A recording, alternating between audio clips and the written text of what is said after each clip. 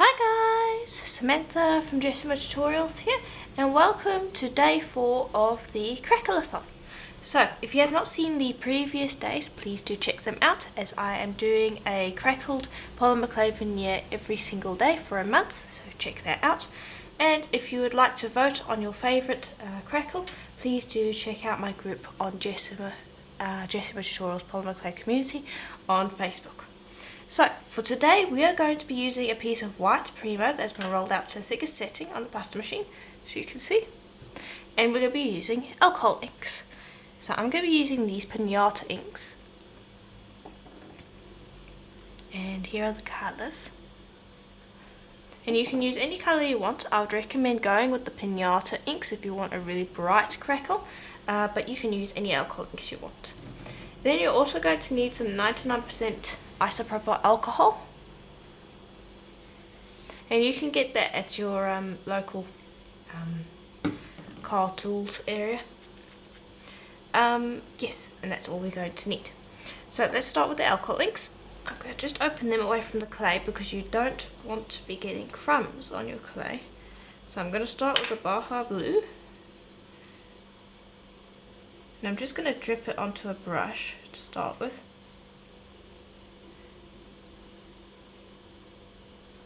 I'm just going to dab that around, and you want a fairly thick layer of ink because that is what's going to soak into the clay and give it colour, because ultimately your finished piece is going to be a lot lighter than what you started out with, than the colours you started out with. So just keep that in mind when you're working. You want to start with really bright colours, much brighter than you would want in your finished piece, because through the process of getting the crackle you're going to get much lighter colours. Now I'm going to be using the purple, and I'm not worrying about cleaning my brush. I'm okay to let those colours kind of blend together.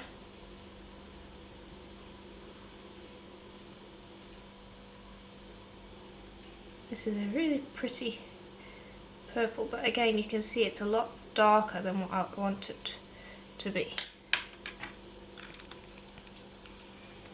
Okay, and I'm just going to wipe off my brush a little bit to get rid of that purple just a touch. And then I'm going to move on to the sapphire blue. Now keep in mind, this technique that I'm showing you will work with just about any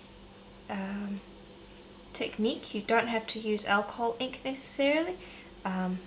You can use mica shifts, mokume, gane.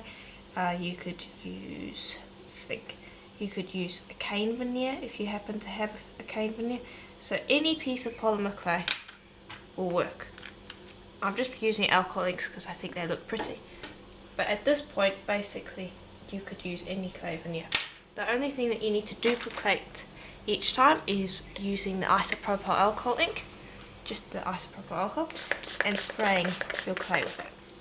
So I just sprayed that with a 99% isopropyl alcohol, and you would do that with any veneer of clay that you're using. Then take a wet wipe, place that over the surface, and soak up the ink. And you can see immediately there how much lighter it has gotten. This is why I'm saying you want to start out with a fairly bright veneer.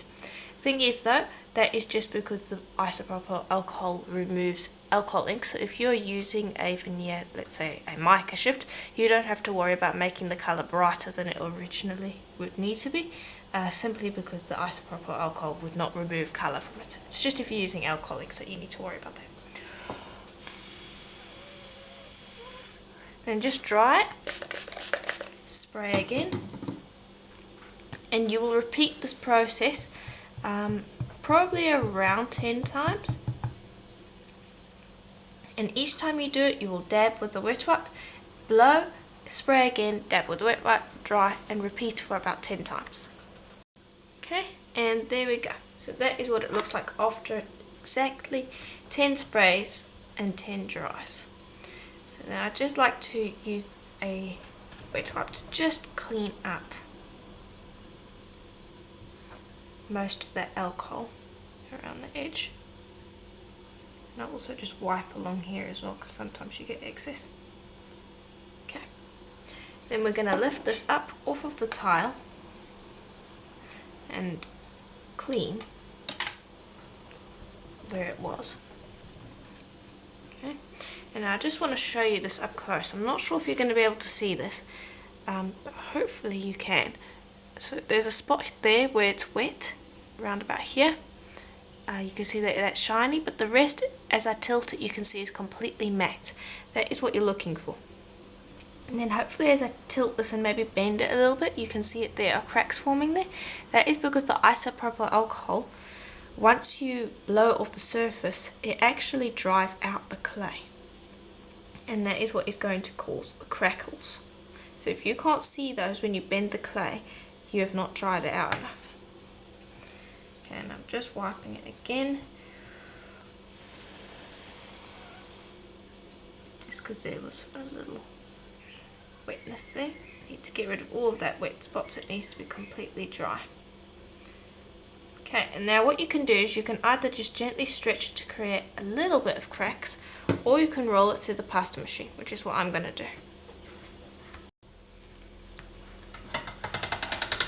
I've just run it through on the thickest setting, which is what it originally was on. You can see already that we're getting some crackles. Take it down one setting, roll it through again. You can see we're getting some beautiful cracks, and I like to give it a gentle stretch just to help promote more cracks. Then I'll take it down one more setting and roll it through again. And there you can see some really beautiful cracks showing up there. And that's generally where I would stop. I don't generally like to do it too much because I like to keep the colour and the kind of pattern in the background. It gives a really nice subtle crackle. And this is just with alcohol ink, so it's a very simplistic crackle. I'll be showing in a few days time, somewhere in this month of crackle, how to do it with a mokume gane. And I also think I'll be doing it with a mica shift, so you'll be able to see that later. But here's what it looks like with the alcohol. And I keep in mind I did a very simple pattern with the alcohol ink. You can do something a lot more complicated. You can play around with the colours a little bit more, maybe even try and create a painted pattern if you wanted to. So play around with it and have fun. So I hope that tutorial is helpful to you. Remember, the techniques are basically applicable across many different veneers of polymer clay, so feel free to play around with it. Let me know what ideas you have in the comments below, and please do consider joining my Patreon page, where you can become a member and you can have many videos every single month with coupons and all sorts of things, and that really helps keep this channel going. So please do consider doing that, and I will see you tomorrow. Bye for now.